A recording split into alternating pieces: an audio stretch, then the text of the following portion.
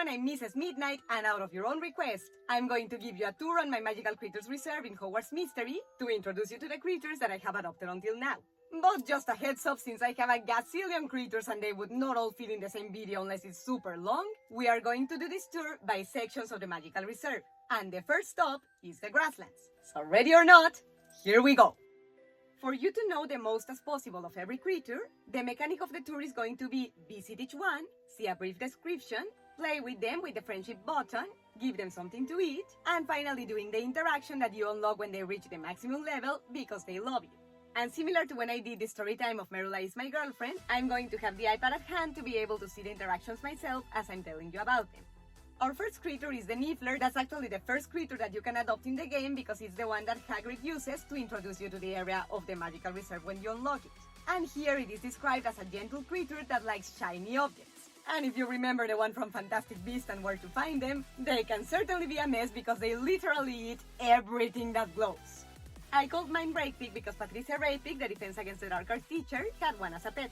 Let's do the friendship interaction that she does like a little dance because she gets all cute and excited that we are interacting with her. Now let's give her something to eat, and as you can see she gets very excited and rolling on the floor, so she seems to like it. And as you can also see, they give you prizes that you can pick from. They give you 3 options. And finally, let's do the interaction that you unlock when they love you. And it's so cute because she runs around your shoulders and runs everywhere in your back until you hold her. And now let's go see the Gnarl that I called mine Barnaby because there's a mission where he tells you the name of his Gnarl, and his Gnarl is called Gnarl. And I mean, I would also be a rebel if instead of my name, they would have called me person or woman. And what the hell is with that? But well, I called mine Barnaby in the honor of this character that I love but is very bad in picking names. And now let's take a look at the interactions. First, the friendship, that he basically jumps around and moves his booty because he gets excited to see us. And now let's feed him something to eat, that we give him the same as the Niffler, and he grabs it with his mouth and eats happily. And now finally let's see the interaction that you unlock when he loves you, that basically he rolls from his rock, he lands on your hand, and you kind of tickle him. And now let's go with the Porlock, that in my case I named mine Nesso because I know he's not a centaur, but since he's a horse creature and he stands on 2 paws, it reminds me a bit of a centaur, and I named him Nesso like the one in the Greek mythology. He is described as a horse guardian native from England and the south of Ireland. Let's do the friendship, that he basically jumps a little bit and then he stands up straight, like very proper. Now let's give him something to eat, that he gets very happy to receive it, but he's very proper in his manners, like he looks up to us, like bowing in thanks. And now let's do the interaction that you unlock when he loves you, that I find this one super cute. It honestly melts me because the way he rubs his head against you and he waits for you to kneel down to pet him is just like, oh, I'm gonna melt. And now let's go with the Dirical, that I named mine Tapulele, like the Pokemon, because it's a psychic type Pokemon, and this animal, it cannot fly, but it teleports. So it reminds me of the Pokemon with telekinetic powers.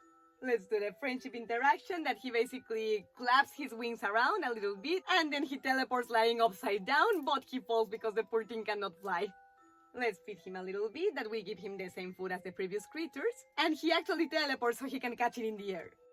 And now let's do the interaction that you unlock when they love you. And he actually starts teleporting and cloning himself, that actually I didn't remember that he could do that because it's been long since I've interacted with him. But at the end it's very cute because he clones himself on your shoulder and then he appears in front of you.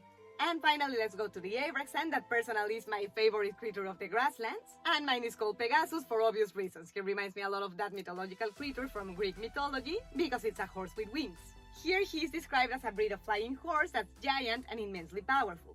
Let's do the friendship interaction, that basically he jumps around a little bit and then bats his wings. Let's give him now something to eat, that we feed him the same as the other creatures. Nobody here eats meat. And since we throw it at him, he stands on 2 feet to be able to catch it with his mouth, and then he bows at us and he melts me because he looks so cute.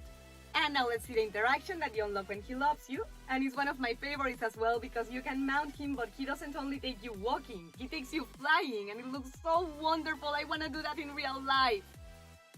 And this would be all for today, where we met the creatures of the grasslands.